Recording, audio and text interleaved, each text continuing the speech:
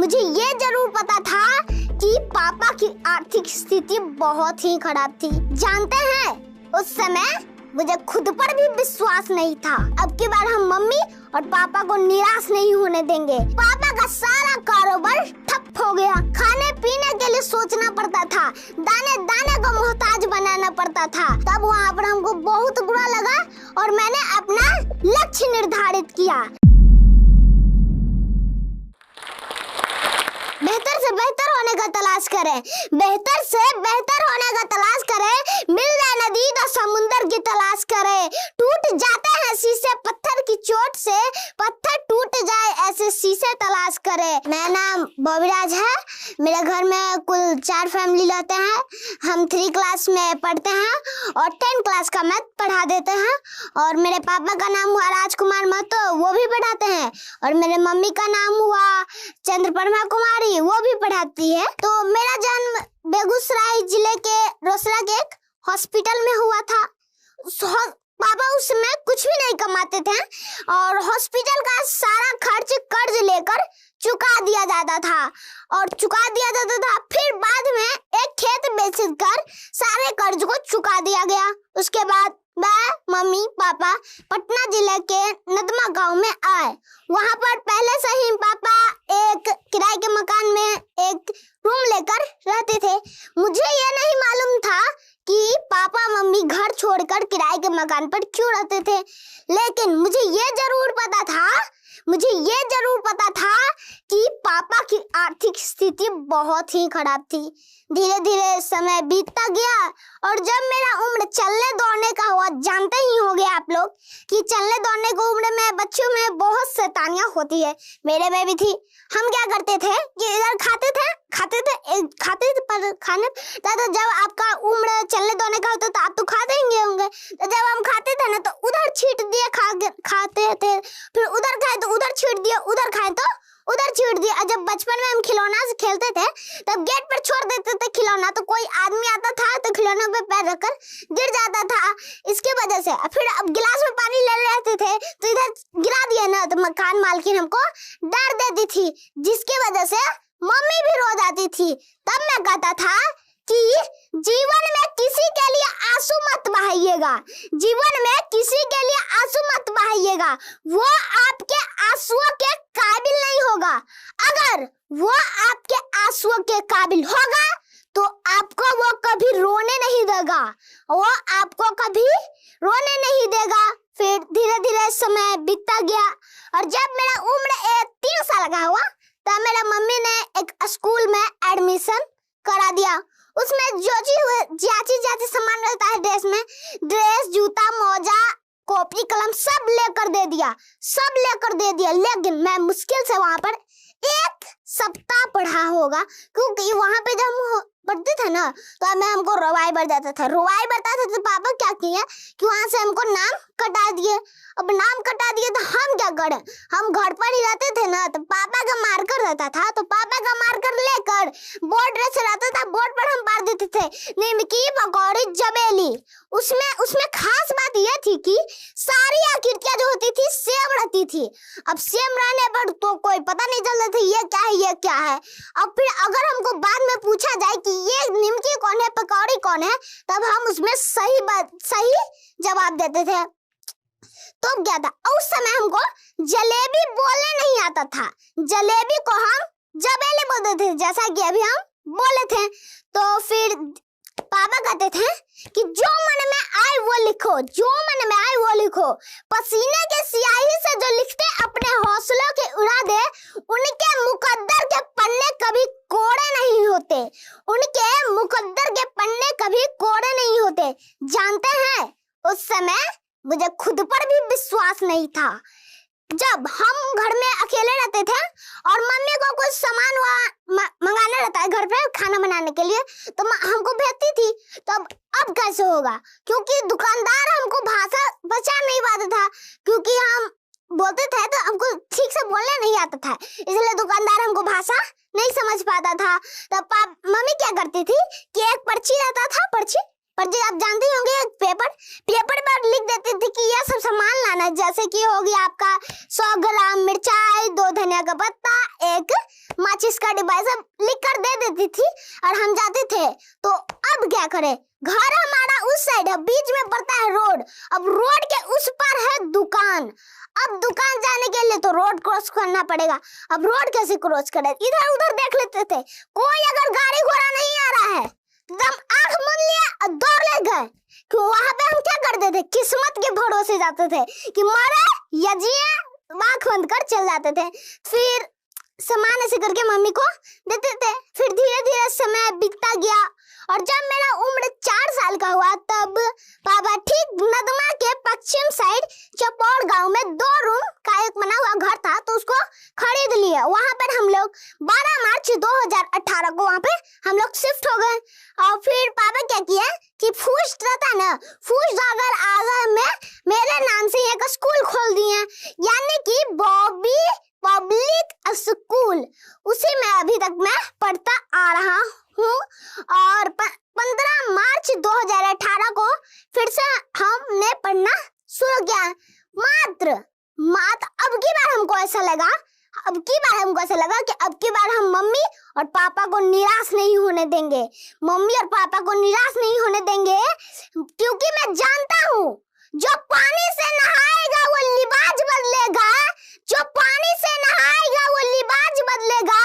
पसीने से नहाएगा वो एक दिन इतिहास बदलेगा।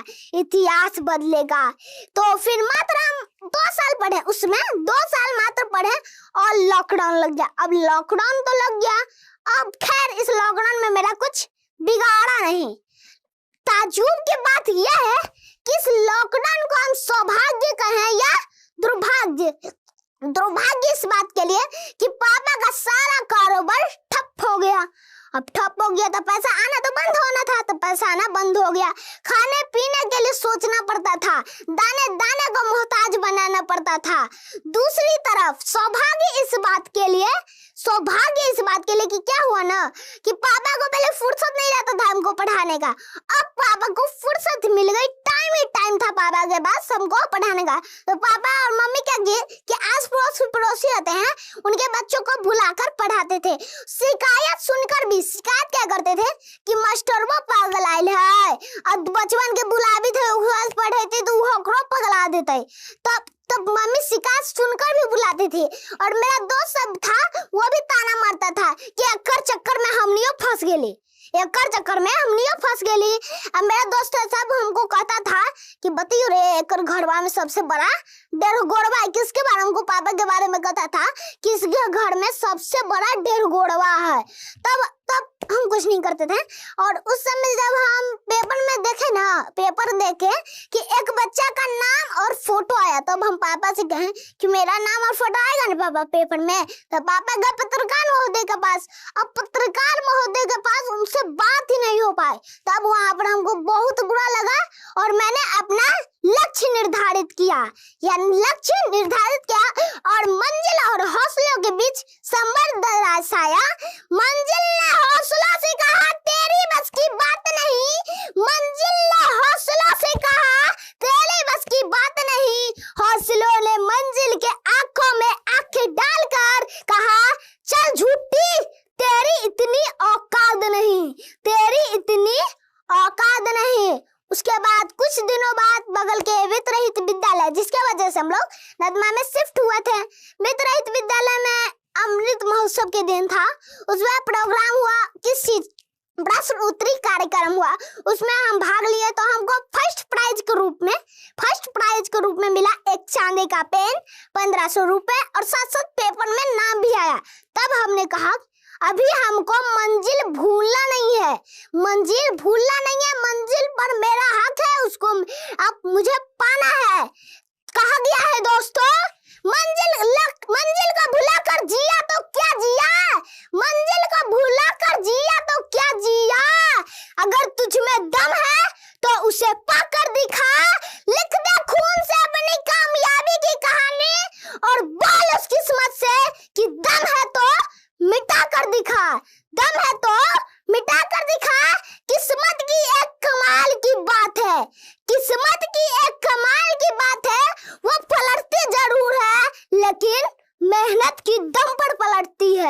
सोच रहे होंगे कि मैं 10वीं क्लास के बच्चे को पढ़ा कैसे सकता हूँ।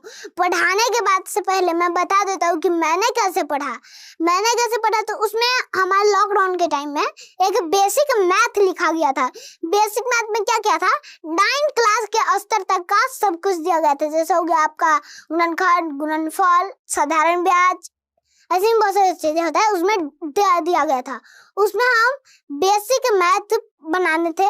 जब हमारा बेसिक मैथ क्लियर हुआ तब हम 6-7 का मैथ बना लेते थे आसानी से, क्योंकि वहां पर तो 9 तक का दिया होता था, हम 6-7 का मैथ बनाते थे।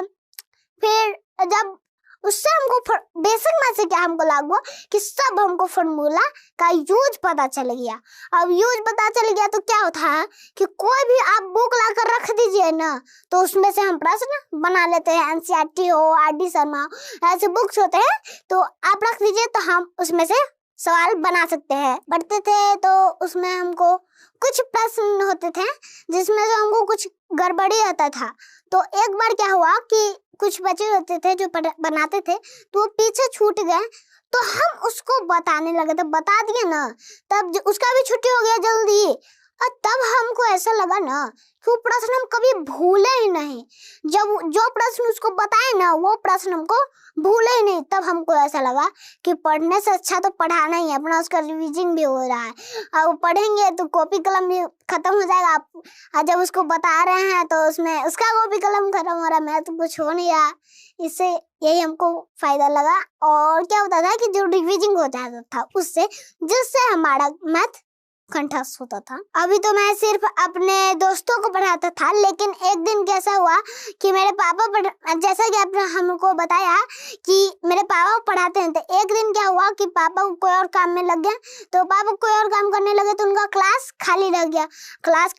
तो हम सोचे कि बच्चा उठ के गाँव चले गया तो क्या हुआ। तब हम कहा कि हम भी पढ़ाना शुरू कर दिए।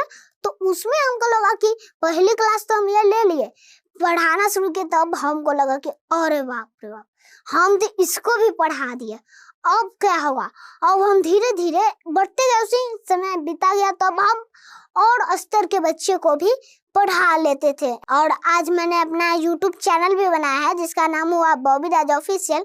जो बच्चे मेरे से नहीं पढ़ पाते हैं वो ऑनलाइन पे भी पढ़ लेते हैं। धीरे धीरे हम पढ़ाते गए, पढ़ाने के बाद धीरे धीरे हम पढ़ाने लगे और ज़्यादा, तो मेरा नाम आज पूरा बिहार लेने लगा। मेरा सपना था कि पेपर में फोटो आए, और धीरे धीरे मेरा सपना अभी पूरा हो रहा है। आज मेरा नाम पूरा बिहार ले रहा है, लेकिन अभी मुझे यहाँ पर ही नहीं रुकना है, यानी कि यहीं तक मैं सीमित नहीं रहना है, मुझे और भी कुछ करना है, क्योंकि मेरा लक्ष्य है कि हमको वैज्ञानिक बनना है। लक्ष्य हमारा यही है और मुझे इसे पूरा करना है। अब जरा एक बार सोच के देखिए, जो मीडिया वाला के पीछे हम भाग रहे थे गेट के अंदर जाने से पहले, अब वो मीडिया वाला हमको पीछे भाग रहा है। एक बार मन से सोच के देखिएगा। इसीलिए कहा गया है वक्त अभी भी है, वक्त यूं बर्बाद न कर, खींच ले कमान पर तीर और वार कर। ज्यादा से ज्यादा निशाना चूक जाएगा, जीतना है अगर तो कोशिश 1000 बार कर। अभी मैं कोशिश करता रहूंगा। अभी हमको बहुत ही कोशिश करना है, क्योंकि अभी मैं मंजिल पर पहुंचा नहीं हूँ। अभी तो बस हम खाई से उठकर जमीन पर अभी मैंने पैर रखा है। अभी तो मंजिल बहुत दूर है, मंजिल को हमें पाना है, उस पर मेरा हक है। ये नहीं कि मेरा नाम पूरा बिहार ले रहा है तो मैं महान हो गया। अभी भी मैं राही हूँ, अहंकारी नहीं। अहंकार लोगों को पतन की तरफ लेके जाता है। कहा गया है दोस्तों, छत को बहुत गुरूर था चित होने का, एक मंजिल और बनी छत फर्श हो गई। इसीलिए कहते हैं अहंकार नहीं कीजिएगा।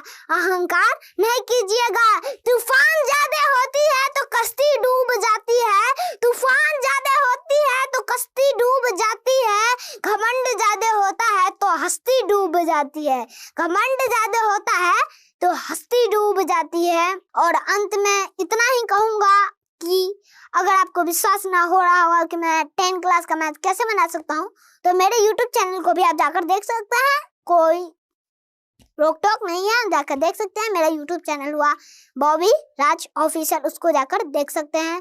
तो फिर अगर यदि पढ़ाई मेरी शान है तो बिहार मेरी जान है। जय हिंद, जय भारत। अगर आप इस टॉक के एंड तक पहुंच चुके हैं तो मैं आपको जोश टॉक्स का एक दूसरा रूप भी दिखाना चाहता हूं, जिससे मैं काफ़ी देर से जुड़ा हुआ हूं और मुझे बहुत बहुत ज़्यादा पसंद है कि वो क्या कर रहे हैं। जोश टॉक्स ने एक नया ऐप लॉन्च किया है जिसका नाम है जोश स्किल्स। अब वो नया नहीं रहा, काफ़ी टाइम से है, लाखों लोग उसको अब यूज़ करते हैं। और जोश स्किल्स पे आप अपनी ज़िंदगी के लिए कोर्सेज ढूंढ सकते हैं। वो कोर्स नहीं जो आपको physics, chemistry, commerce, business studies पढ़ाएंगे, वो कोर्सेज जो आपकी जिंदगी में आपको कैसे जीना चाहिए वो सिखाएंगे। मैंने खुद जो स्किल्स पे बहुत सारे कोर्सेज बनाए हैं, पब्लिक स्पीकिंग पे, इमोशनल क्राइसिस कैसे हैंडल किया जाए, अपनी पर्सनालिटी कैसे डेवलप की जाए। हर एक कोर्स में डेली क्विजेज हैं, एक्सरसाइजेज हैं, एक बहुत ही खूबसूरत कम्युनिटी है जो आपको सपोर्ट करेगी, आपको इनकरेज करेगी। आज ही डाउनलोड करें जोश स्किल्स का ऐप और उनके कोर्सेज एक्सप्लोर करके अपनी जिंदगी को आगे बढ़ाएं।